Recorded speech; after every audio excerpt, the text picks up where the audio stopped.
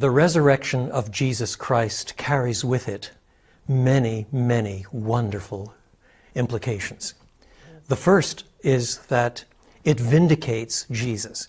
In other words, there were some people who thought that if Jesus died on the cross, it could only be because he deserved it.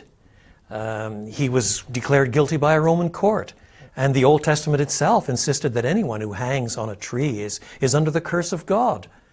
But as it turns out, he did not die as a damned man because of his own sin. Rather, he was bearing the sin of others. And that sacrifice so pleased God that God raised him from the dead. And thus, his resurrection is a form of vindication. It is proof positive that when Jesus said with his dying words, "It is finished," God agreed, his Father agreed. The work of redemption had been accomplished, and the Father vindicates Jesus through the resurrection. But it also demonstrates the gospel's concern for human beings embodied. In other words, there are some people who think of our ultimate state as kind of ethereal spirit beings without any connection with bodies or the like. But part of elementary, fundamental Christian truth is that in the new heaven and the new earth, the ultimate goal, the home of righteousness, there will be not just heavenly existence, it's earthly existence.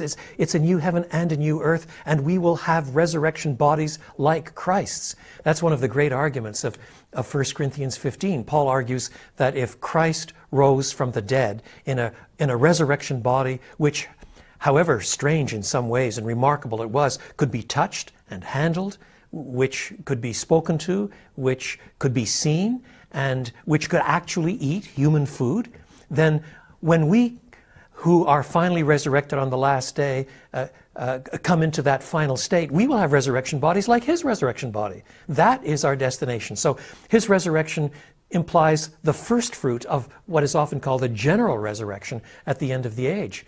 All human beings will be resurrected, whether to life or to condemnation, because we are essentially embodied people.